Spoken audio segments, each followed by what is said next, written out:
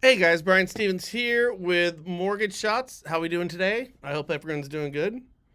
Hey, listen, we're going to talk about a bunch of things today. We're going to talk a little bit about NAR, what's been taking place with them. We're going to actually talk about the mortgage industry, what's taking place with you. The synergy that is in between you, the fabric that holds it together, the seams that tear us apart. We're going to talk about that as well. So that's a good thing. And a bunch of little anecdotal stories that I think are going to kind of help us get through the day, the week, and the month. So, anyways, it's wonderful to see you all. Now, listen, if you like what we do on a regular basis, just do me a favor, go to mortgageshots.com, which is right above, mortgageshots.com, or down below, and go hit subscribe. When you do that, what it's going to do is it's going to take you to our homepage where you'll get our 5 to 7 minute video every day talking about the mortgage industry, what's taking place, and things that we could do to make little improvements to our life. But most importantly, we'll put a little sales nourishment and we'll sprinkle it with hopefully some happiness, because boy, we can use it in these days. So, all right, well, let's just jump into everything right now. And I'm going to hit record here. I'm going to screen share here. I'm going to go over here and jump right in. So if things are working out as well as hold on, let me Streamlabs this one more time. Yep, I think that's exactly what we're looking for. Okay, so if somebody on my team could let me know if this is showing up, that would be great. I'm hoping you heard me. All right. So, under the heading and in the spirit of the whole idea that if nothing changes, nothing changes. Have you heard that before?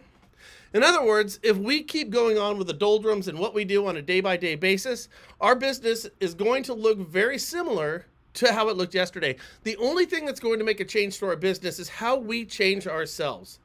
Now, the industry will constantly be in flux, where it'll get better or it'll get worse, though I do dare say that in your business getting better or getting worse by components outside of your control are not necessarily better or worse, because you could have what would be perceived to be down markets, and you could have great years depending on what you do. You could have great years by industry standards, and you could have a down year based on how you perform. We really have two components here, you see. They're the yin and the yang of our industry, the polar opposites, the antitheses of each other.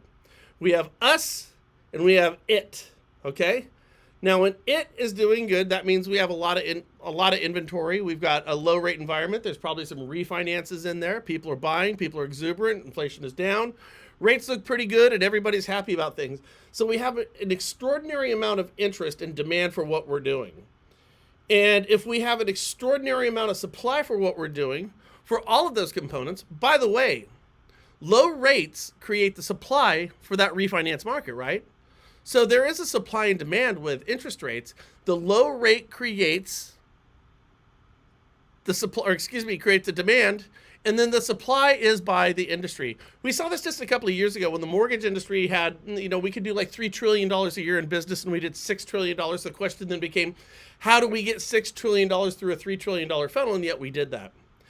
So you can have low demand and high supply, which is what we saw back in 2008. We can have high demand and low supply, which is the antithesis, what we're seeing right now. But in these great markets, both our supply and our demand are elevated. And when they're elevated, things look good for everybody. Now, this is the market that we're going into, and there's a number of analytics that are going to support this fact. But here's the thing. We are going to have higher supply and higher demand, but what we also know we're going to have is fewer people in the industry vying for that business.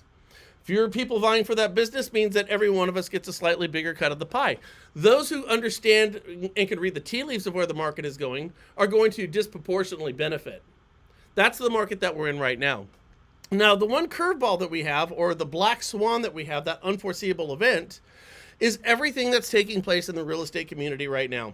And I want to talk to you about that because I think the answers are a lot more close to home than you think. Now, do I think the whole thing was a snow job in the real estate industry? Absolutely it was. Do we think that there's problems with it and we haven't seen the end of it? You bet your butt. But that doesn't mean that we can't make appropriate decisions right now. Okay, so the first thing that I want to cover is reports came out just recently that said 44% of all single-family homes purchased were from private investors in 2023. And I thought to myself, boy, this is a bigger number than what I thought it was going to be. I mean, a vastly bigger number than what I thought it was going to be. Now, since this has come out, and this is less than 24 hours ago, there's been a number of reports that have come out, and they're basically saying that this isn't true. Well, hold on. This isn't even close to true. All right, so on the same day, we get 44% of all single-family homes that were purchased by private investors, and private investors is not a good name. That means Jane and Joe, average American, who are looking at buying a house and realizing that American dream, especially those, the Gen Zers and the Gen Xers. Well, I mean, they're going to have a harder time getting their foot into the game to where they can start to build that equity to where maybe a couple of generations down the road that they're going to sit in a position that's going to look a heck of a lot more like the baby boomers of today. So the question then becomes, and by the way, it doesn't really matter what the outcome is. It matters what we do with this information. But 44%, nearly 1 in 2 single-family homes that were purchased, and we know that we're building fewer than we need. We know all the numbers, all the analytics, 6 million homes too few of where we need to be right now. We know that new home builders are doing a better job. We know our housing starts are up. We know our permits are up. We know our completions are up when it comes to new inventory. But we also know that they're not where they need to be. We also know that their numbers look very similar to where they were in 1982. I want you to think about that for a while. You have new home builders building about the same amount of houses today that they did back in 1982, which is going to be 42 and a half years ago. Well, 42 and a half years ago, we had 277 million people in this country. Now we have 370 million people in this country. So we have a third more of the population in the same new homes being built on a yearly basis.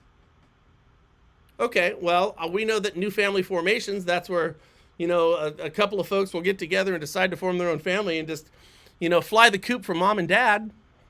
Well, when they fly the coop from mom and dad, they're going to go get their own house.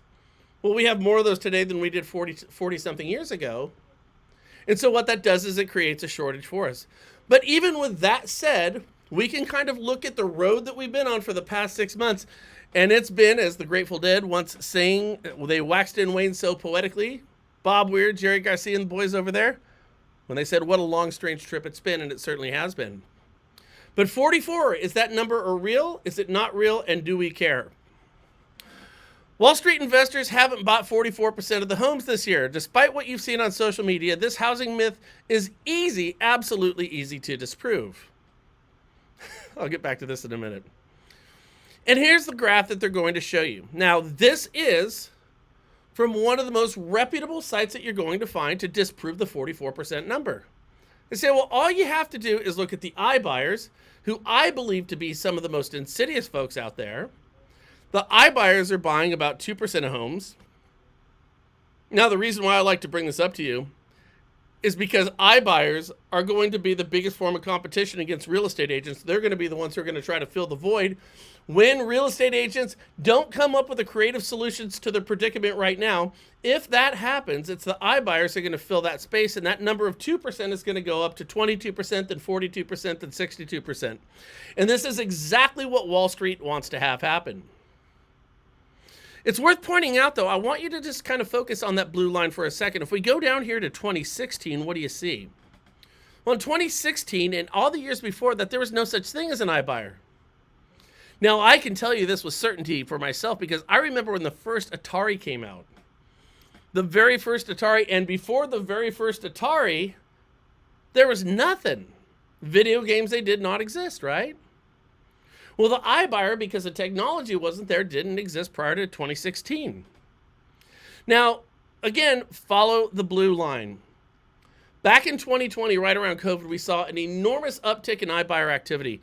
This right here is kind of like the government handout that we got during COVID. Remember when we took $4 trillion and printed a whole bunch of money? Did you realize, by the way, side note, that there is 30% more money in circulation today than prior to COVID?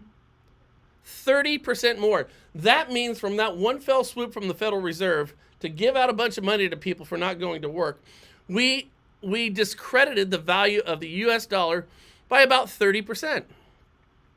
Well, this is the same type of thing that happened. We saw this enormous uptick that took place here and this massive and immediate drop-off in the iBuyer platform. Now, if we look at any real estate analytics and realtor analytics, we're not going to see anything that looks anything like that whatsoever. But we saw that drop, and here's the reason why, and this is why I really want to warn the industry about what's going to happen in the future. If it's been predictive and predictable in the past, then it's going to be predictive and predictable in the future. If we had certain things that we could figure out that caused that crash of this iBuying platform that was backed by billions of dollars, then if that happens again, we would be naive to think that we are going to have an outcome that was going to be any different than that. Well, what happened here is the reason we saw this massive uptick that outpaced what real estate agents were doing. iBuying platforms were picking up market share. Though small, they were picking up market share, and then everything kind of fell apart for them, right? Well, the reason why it fell apart is because they didn't have the legacy or the infrastructure in place in order to maintain it. When the market got tough, all the backers, all the billion-dollar backers behind all those iBuying platforms, they looked at the market and said, you want to know what? I think we're over-leveraged on all the properties that we have right now, and we need to sell them. We need to mitigate our risk. We need to marginalize our risk. We need to hedge our risk, and we need to dump everything at all cost. That's what that drop is. And though we're having a conversation about do investors have 44% of the market, we can learn a lot more about what's really taking place if we sit back and look at this for a moment. So we know those who are going to replace real estate agents, when they found anything that looked like adversity, they all tucked tail and ran. We are going to mitigate our risk. That's exactly what they did. And they sold all their inventory off at the same time. They took massive losses. I think at one point, Zillow stock was down over 75% of its market cap at one point.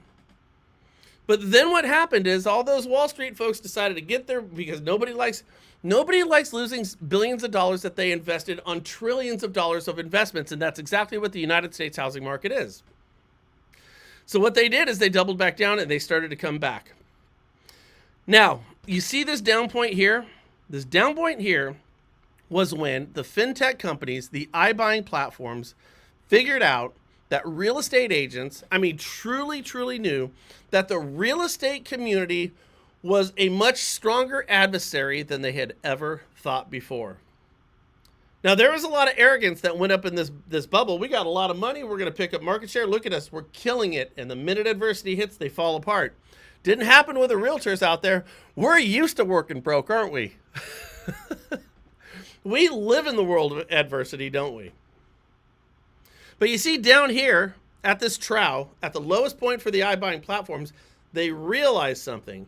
And they said, oh boy, if we want to control the multi-trillion-dollar industry, which is the United States housing market, we have to have a much more complete, all-inclusive approach to this whole thing. And that's exactly what they did. Now, how do we create a much more all-inclusive, comprehensive approach to taking over what real estate agents have? We can't do it in a fair fight. And as one of my friends said, his name is Eric, I'm not going to say the last name, but very tongue-in-cheeky, he said, I don't even want to be in a game where I can't cheat. And that's exactly where Wall Street's at. So, I don't know, maybe we create false narratives about what real estate agents actually do, which is charge more money than we're hearing being paraded around right now. Maybe we file multiple lawsuits. Maybe we let this industry of tort lawyers go up against them and strip mine them of their wealth in a model that's worked for all these years. And let's say we bring them to their knees, and because we know that their trade association doesn't have the gumption or the foresight to go ahead and come up with any strong solutions, well, then I think that everybody will vacate. We'll run around like a bunch of chickens with our heads cut off.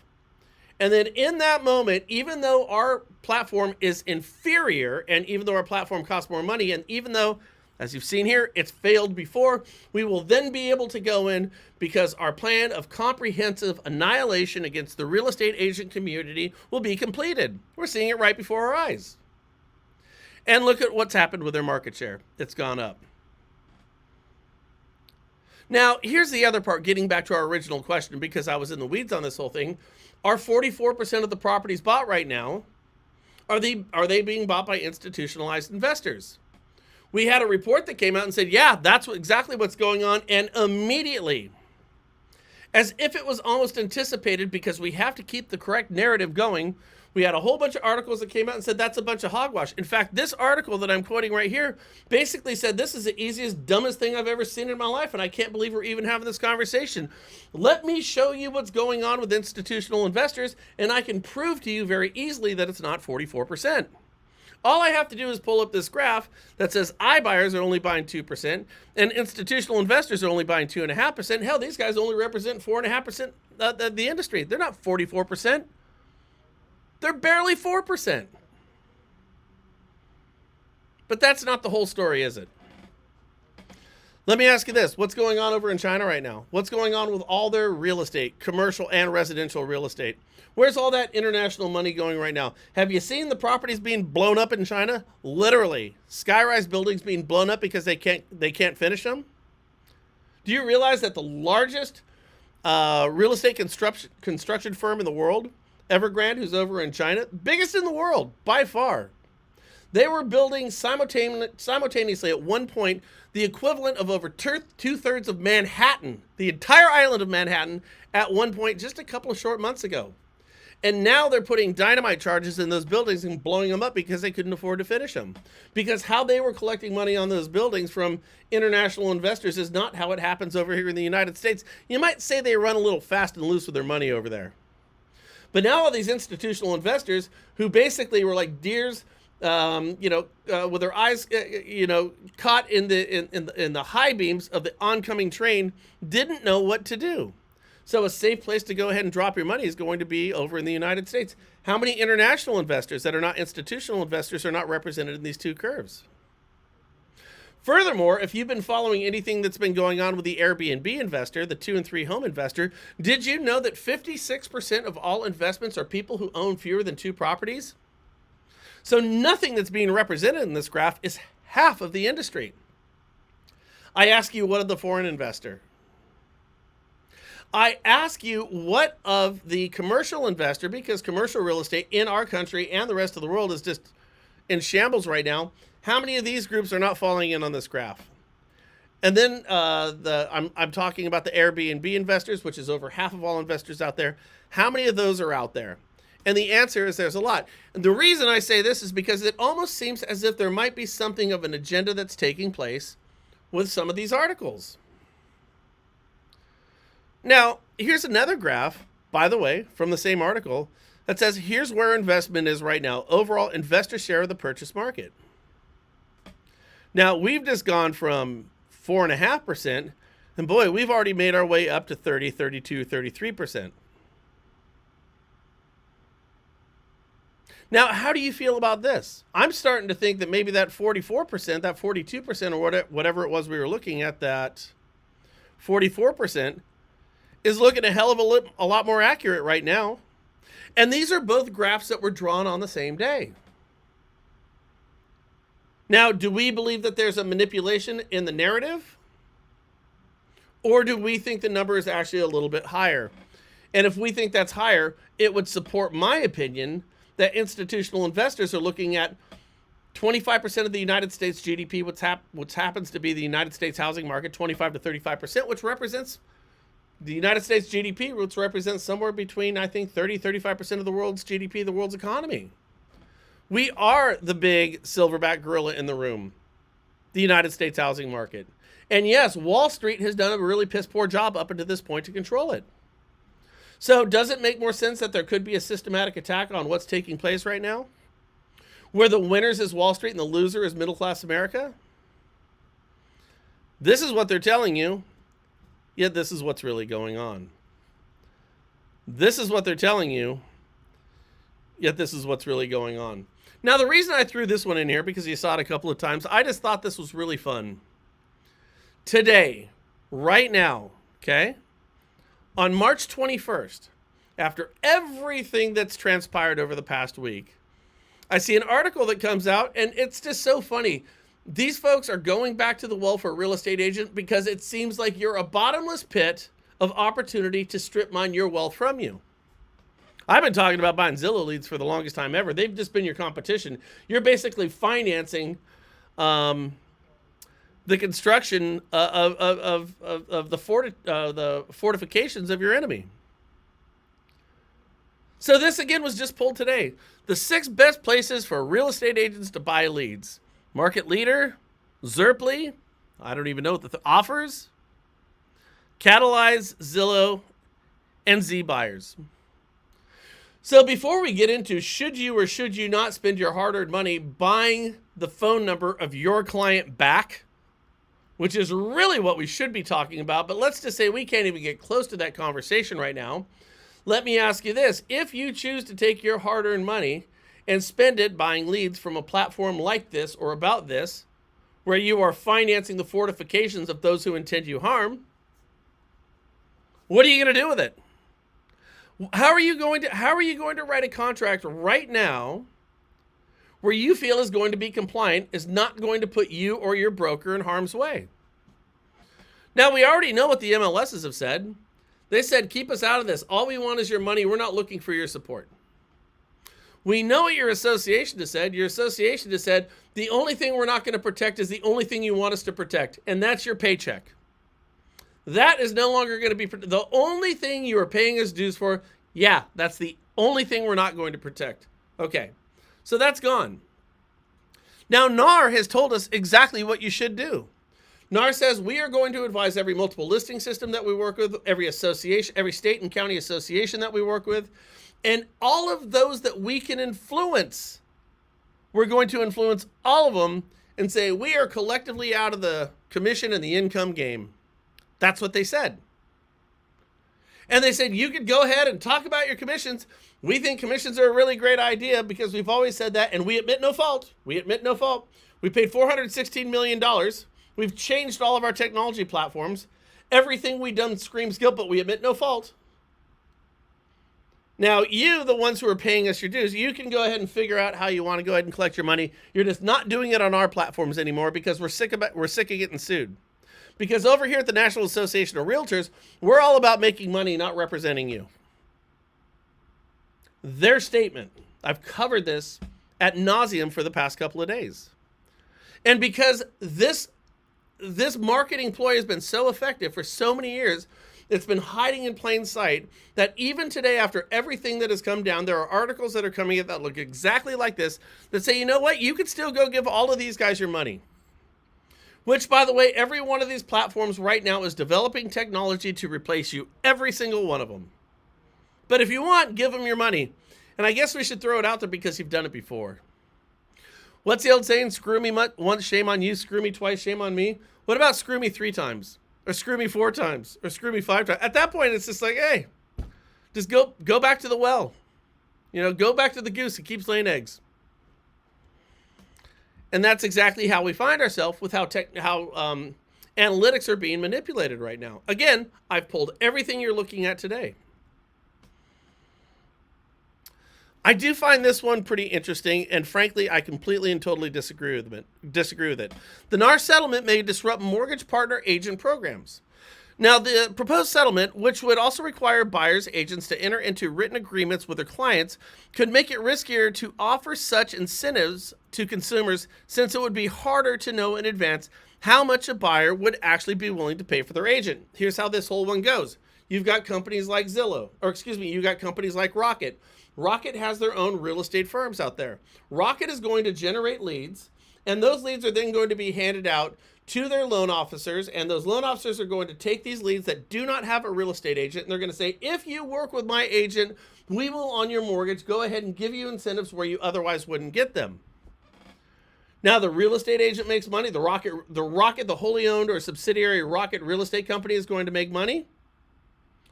The Rocket loan officer is going to make money. The Rocket loan officer doesn't mind giving up incentives because he's going to make money on the real estate commissions. But here's where the problem comes in. So I'm Rocket, and I go ahead and I spend my money and my resources to go ahead and get this buyer. I procure this lead who buys a house. I drop it off with one of my Rocket real estate agents. Then my Rocket real estate agent shows that person a house where it says there's 0 commissions. Well, Rocket spent a whole bunch of money hedging the idea that they were going to make money on that commission. But now, for some reason, the number that Rocket needed to make this whole program profitable disappears. And frankly, this is the reason why they dumped a program just a couple of weeks ago. The parent companies of some of the big mortgage lenders, including Rocket Mortgage, Loan Depot, and Better, also operate as real estate brokerages that send leads, unrepresented buyers who have qualified to take out a mortgage or who are shopping for a lender to another real estate brokerage in exchange for a referral fee. Aha. Boy, I don't know. I mean, I'm looking at these real estate tests that I've been taking and all these, all this stuff that I've done before. And I don't know about you, but this screams RESPA violation to me.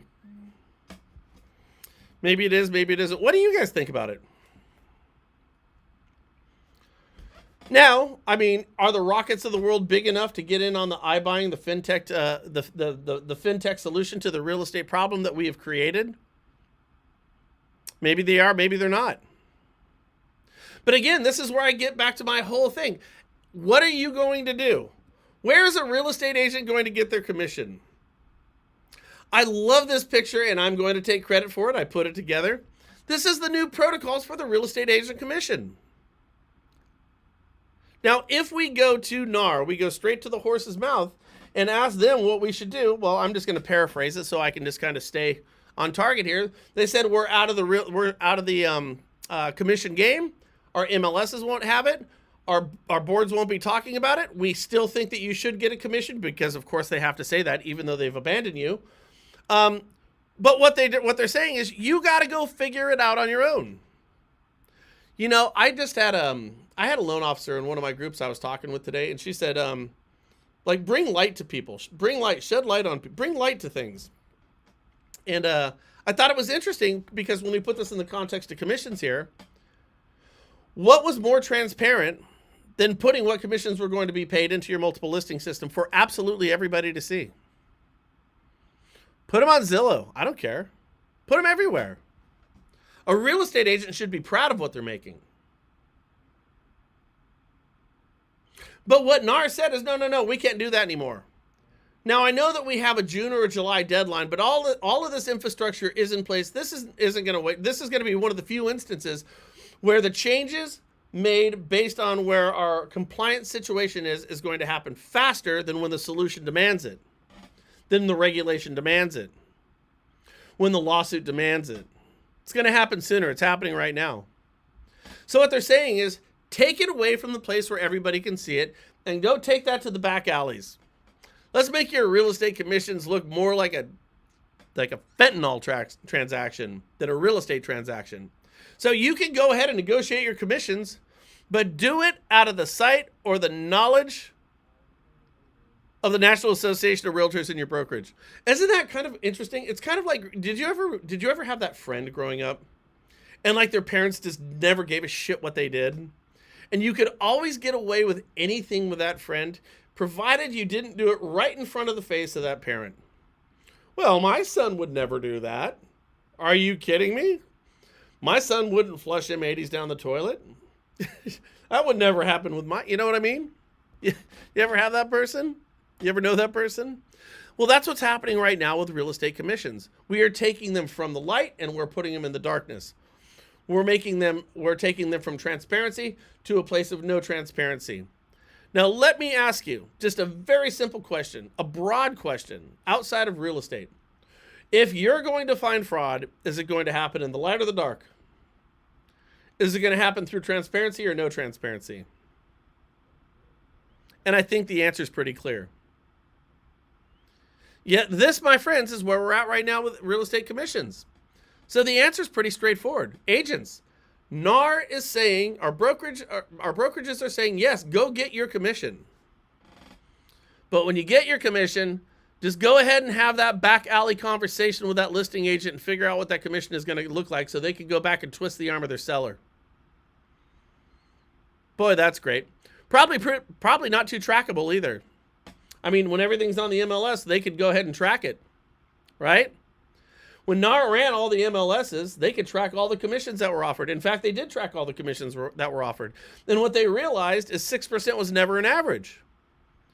And this information has been readily available to all the lawyers who are suing you and all the media outlets who choose not to look at it and are running with the much more flamboyant, exaggerated version of the narrative, which happens to be categorically untrue.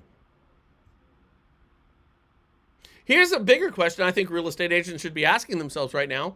Okay, so now we can go ahead, according to the National Association of Realtors, where I am a constituent of. They are my representative voice. They are the oldest trade association in the world, as they like to tell you. They're the biggest in the world right now. Not anymore. They told me to go negotiate my commissions. They never said anything about what I should charge. They never said there was anything wrong with what I did charge.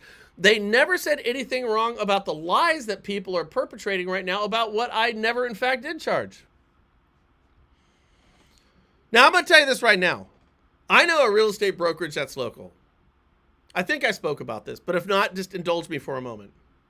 This brokerage, which is a very large one, they said all the new agents who work for our company, because we're big enough, we can go ahead and say this, you're going to charge a 6% commission if you get a listing.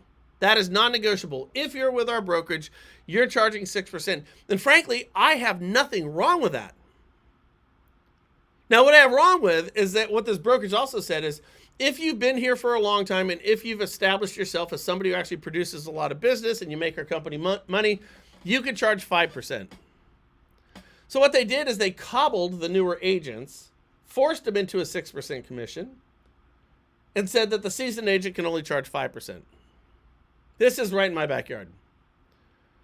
Now, I don't know if I would deem that to be illegal. I would deem it to be a tad bit unethical, certainly greedy beyond a point. But hey, the person who came up with this strategy is a real estate lawyer. So who knows better than him? Right? But here's the point. Let's assume that you know somebody, you're watching this right now, and you have a real estate brokerage, and that brokerage did something that was, by my standards and your standards, to be illegal. They demanded that everything was a 6% commission no matter what. I don't give a shit. You're charging 6% if you're working over here, and that's that. In fact, I'm so mad about this, you're charging 7%. We want more than, whatever. It doesn't matter. Okay? Now, I'm a consumer. I go into that community, and I go talk with somebody about listing this house. By the way, I did this with my in-laws up in North Bend, Washington. Beautiful suburb of Seattle. House is worth something to the tune of $800,000. We had an agent, we did an interview with her, and we said, hey, so how much? She goes, this house is going to go on the market today. It's going to sell in 2 days. It's going to sell $30,000 or some crazy number above the sales price. This thing will be in contract in a couple of days, and this thing will be done and sold in 15 days. I said, okay, great. What's your commission? She goes, 6%, and I am not moving an inch off it. I go, this thing's going to sell it for $800,000, and you want $50,000 for a couple of days of work? I'm like, you're out of your freaking mind. I'm not going to pay you $50,000. My in-laws went and found somebody who did it for 4.5%, 5%. Oh my God, how dare you? You're part of this industry, Brian. You know better than that. Well, hold on a second here. They still made $40,000 for 10 days work. I would take that under any circumstance. I'd do almost anything for that. But this is what hot markets do. Hot markets where properties sell themselves, this is kind of how the whole thing goes down, right? But let's just assume that scenario. I chose a better option for my family. Well, Brian, you know the industry. Yeah, I do know the industry. But here's what I don't know. I don't know the industry of the banana import-export industry. I don't know a damn thing about bananas. Outside of the fact that occasionally I think a banana tastes pretty good, but more importantly, my daughter loves them. She likes 9 things in the world to eat, and a banana happens to be one. Bananas, from a father's standpoint, I know those things, they come pre-packaged. I don't need to wrap them in nothing. I can take a banana and I can put it in a paper bag, put it in her lunch every day. She's got a banana she likes, and I'm happy because that thing's probably not going to turn brown, and I'm good. So bananas serve a purpose in my life, but I don't know anything about the import-export business on bananas. Nothing. But think about this. Okay, so I go down to the Nugget, which, by the way, overprices everything. It's a grocery store, which is really, it's hoity-toity, you know, one of the top-end ones. It smells good when you go in there. They got all the pre-made food that you can get. So I can go into there and I'm like, oh, okay, so bananas are $4.50 a pound.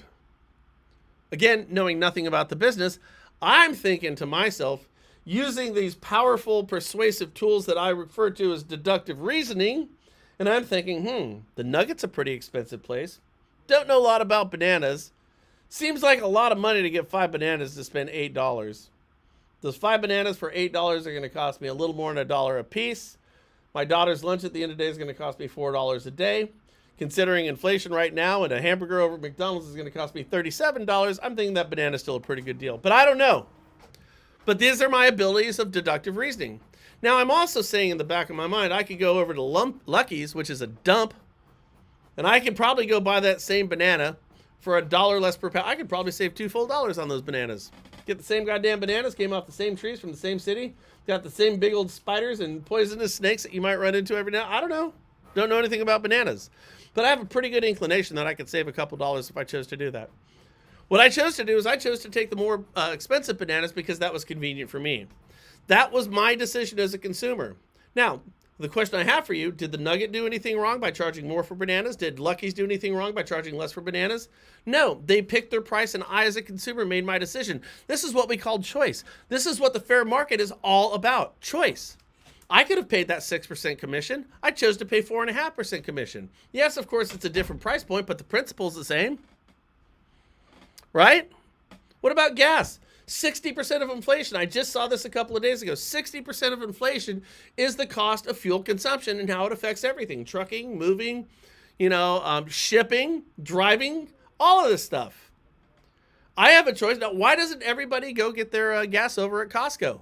It's going to be cheaper for you, but you don't do it. Does that mean Chevron should be sued? You're all going, yeah, sue them. I mean, not for charging more. You don't have to pay it. That's the point.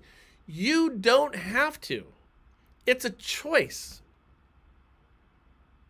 And the unintended consequence of what's taking place right now is like now I have the ability of a certain amount of deductive reasoning if I'm buying books, if I'm buying shoes, if I'm buying bananas, if I'm buying gas, and even if I'm buying a house.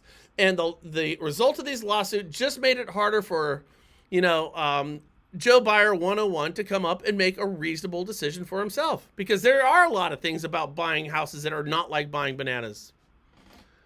And I want to know how to maximize my ability in that circumstance. And in order to do that, I'm going to need to have a real estate agent who does it.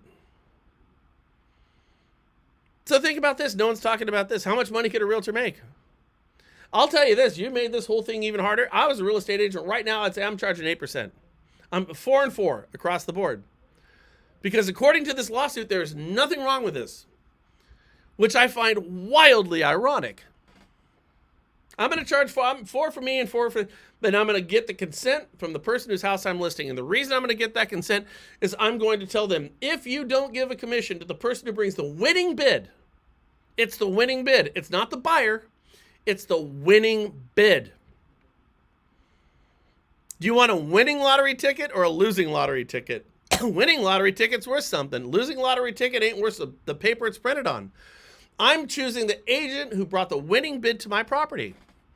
Am I going to bring that person a commission? You bet your ass I'm going to. One, thank you. I appreciate it. You just put more money in my pocket. It's kind of like tipping a food server. What is it, 28% now you got to tip? For actually ordering my food, getting my own salt, pepper, and ketchup, getting my own drink, busting my own table, I still got to pay, 25%? Whatever it is we have to pay now. Why aren't we going after that? Go after that. I'll bet you this right now, seriously. Side note, how much money would you spend on a real estate agent's commission over the course of a 5-year period when you own that? How long do you own a house for? On average, you own a house for about 7 years, okay? So you're going to pay that buyer's agent for a house that you're going to live in that's going to make you a shit ton of money. You're going to pay that agent, let's make it $12,000.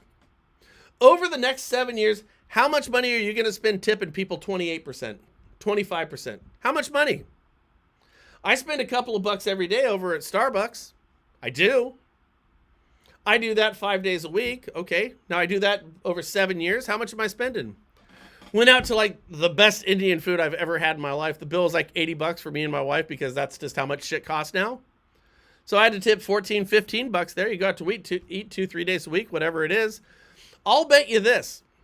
I'll bet you your average consumer spends more money tipping in the service industry than they will paying a real estate commission over the same period of time. If you want to help consumers, go ahead and attack the food industry and the amount of tips that we have to give right now. That would actually make more sense. And that's nothing in there is making that consumer any money. You're just paying $9 for a cup of coffee that you can make at your house for 35 cents. And when I say $9, I know $9. Having a conversation with my wife. Oh my God, somebody ordered a drink over here and this thing was $9. Think about it. Well, Brian, you're saying what I know you're saying. Well, that's absurd. Of course it's absurd. But the absurdity doesn't die with my analogy. The absurdity is, it's kind of like if you've ever read, and if you haven't, you should, Jonathan Swift, back in the, I think it was the late 1800s, he wrote a short essay called A Modest Proposal. And the Modest Proposal was a story that he wrote about the effectiveness of eating baby human beings for a living. That's something crazy like that. And of course he was making a point by being absurd. And we learned from Swift's Modest Proposal that absurdity is a great tool in order to convey a point. So I just gave you a point about bananas. I just gave you a point about what you're tipping with coffee, both of which happen to be 100% factually true, but yes, they're absurd, intentionally absurd. And I hope the logic from your point of view goes ahead and it just goes over to the real estate scenario and you realize the absurdity here. But also I want you to see the logic of the whole thing. So how much money can an agent charge? If you listen to NAR, as much as you want. Your commission's not what the problem, it's the direction in which you get it. So I say charge more. And then make sure you can tell that seller and tell that buyer why you absolutely deserve it, because you're an agent for life. You're going to be there during it's not just about selling your house. It's about you buying your house. It's about in the down years, me coming to you and talking to you about the absurdities of the insurance industry and how you need to have a different plan, different coverage, more coverage. You need umbrella policies. Because that whole thing is just coming off the rails right now. It's because when things happen in the appraisal industry, it's because when values go down, because when rates go up, I'm going to be that person that's going to have this answered for you. I got your back covered. I'm charging more. Why wouldn't you? And the thing is people we know are willing to pay for value if they feel they're getting that value. How do I know this? Because I just saw somebody who paid $9 for a cup of coffee and $3.44 for a pound of bananas. And yes, that does convey. I know because there's a 55-year-old guy, I've said this a million times, there's a 55-year-old guy who just went and bought a $120,000 Corvette, all financed on an interest rate of 18%, who makes $75,000 a year, and he bought that Corvette because, God damn it, he deserves it. We're consumers. If you have a feeling, a belief, a value, you're going to go ahead and do it. Well, Brian, I'm not charging 8%. I think you're being crazy right now, and I don't really believe you think that. Okay, well, maybe you don't think that. But how about this? Why don't we just take this? Can we come to common ground on it? Then why don't you charge what you think is fair market value for your services? Can we do that at least? And if you think you're 2.5%, and if you think you're 3%, you better have your talking points, but you go ahead and charge that too. Oh, I don't know if I want to cover this one right now. But this just kind of reminds me of, do you remember this a few years back? I mean, it's just, everything got so crazy. And it's always been this way in our industry. It just seems like Reagan rule after Reagan rule is just unintended consequences are crazy. Do you remember this a couple of years ago when Wells Fargo came out and said, okay, we're only doing loans for minorities now. We're done.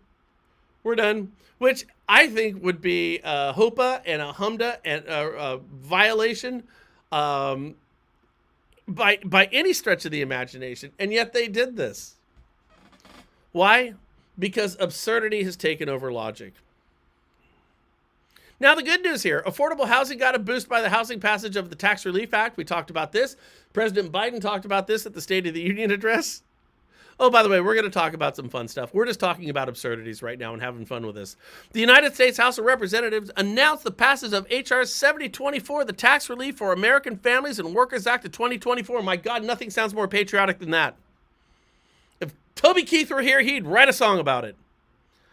Side note, if you have not seen, I'm not a big country fan, but Toby Keith did a video before he passed when he was in hospice. It was one of the most remarkably powerful videos I've ever seen. If you want perspective on your life, go watch that Toby Keith video. Don't know anything about the guy, don't know anything about his music, but my God, that was crazy. So not knocking Toby Keith at all, on the contrary. But boy, the tax relief, listen, the Tax Relief for American Families and Workers Act of 2024, it sounds like the greatest thing in the world. Okay, so what's going to happen? We're going to enhance low-income housing tax credit. Sounds good to me. We're going to support working families with an enhanced child tax credit, increase the maximum credit per child from $1,600 to $2,000 for 2025. Yahoo! Wish I could have it now. Oh, wait. Adjusting for inflation in 2024? Well, that means we're going to get nothing. So you're going to increase it by $400. Let me ask you this, real estate agents, lenders out there. Is $400 in a tax credit annually for your clients, is that going to get them into a house right now? When your average client makes $42,000 a year and the average price of a property, even in Mississippi, Arkansas, North Dakota, love all you states. But let's be honest here. We could throw Oklahoma, Kansas, like a lot of these. Listen, can they buy a $442,000 house on their income? And the answer is no. And a $400 tax credit actually sounds more mean than anything. They're going to expand innovation and competitiveness. They're going to expand innovation and competitiveness with pro-growth economic policies like R&D and expensing. That sounds like a tax hole. That sounds like a money pit to me. But who knows? Maybe this will be the one after 70 years it works. They're going to build up Main Street by cutting red tape and rebuilding communities struck by disasters with tax relief. I don't know. I'd kind of like to do something about the natural disasters. I live out here in California. We don't even call it summer anymore. We just call it fire season. Here's what we have. We have like 3 of those big jets, like 737s that have been retired that now drop that red flame retardant. I'm thinking to myself, why do we got 3 when the entire state's burning down? $1 million mansions in Malibu and in Napa, California, just burning to the ground. You got 3 of these tankers out there. I'm thinking I'm going back to the night bombings in Berlin in 1944. I want to go back to Dresden, Germany in 1945 in the firebombing. What did we do? We sent fleets, armadas of planes in the air, and we dropped bomb after bomb after bomb. I want to see those flame retardant planes. Let's not spend money on like fixing the houses after they burn down. How about this? Let's go get some more retired 737. The last I checked, Boeing right now has a whole bunch of planes nobody wants because they're not building them up to specs anymore. This might be a great time to go get new Boeing jets, fill them full of that flame retardant, buy them in the state of California and keep these properties from burning down by sending fleets of these planes. Right? You could be like, it's not Gregory Peck, but who was it? Who was the great Santini? Remember in, was it Good Morning Vietnam when they were going in and they put on the music? Dun, dun, dun, dun, you know, was it like the Star Wars music or whatever it was? Just go ahead and blast your music and go in there and just get fleets of these planes and put that red retardant out. And eliminate fraud and waste by ending the Employee Retention Tax Credit Program. I ask you, my friends, the affordable housing is getting a boost by the passage of the tax relief credit. I just gave you every single one of the bullet points. Please let me know which one is going to help low-income families buy homes. I happen to think low-income families they have a right to, I think that housing is a right. It's an inalienable right that everybody has. I believe it. I'm for it 100%. I think we should finance it. I think we should subsidize it. Tell me, my friends, what you're looking at right now. This new bill that was just passed, it's going to be a talking point of every politician on a bully pulpit in the coming months up until November. Tell me, my friends, one thing in here that's going to bring home ownership closer to any underserved community or minority classes.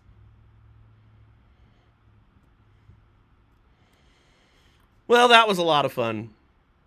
And hey, listen, guys. In all honesty, this is a heck of a lot of fun for me to do this. And I hope what I'm doing is I'm bringing a little bit of levity over to you. I hope that I'm letting you know a little bit about what's going on in the industry. I hope this was helpful. If you find my videos helpful, do me a favor, share them. Take these topics that some people find maybe sometimes a little bit challenging, but use these as talking points. Disagree with me. Scream about why I'm wrong. But make sure that you put your opinion out there, because the more people we have coming up with their own solutions, we can then crowdsource actual solutions, and maybe we can hold our politicians and our state and federal representatives who are passing these laws, these rules, these regulations, allowing these lawyers to run amok with our industry and basically take advantage of everything for the benefit of Wall Street. Maybe we could do something about it, but it's not until we all start to think critically. You know? Sometimes, as we say, we gotta take account for some of that stinking thinking that takes place between our ears. Listen, my friends, I hope this was helpful. Thank you for participating, and I will see you all again, hopefully, tomorrow. Make it a great day.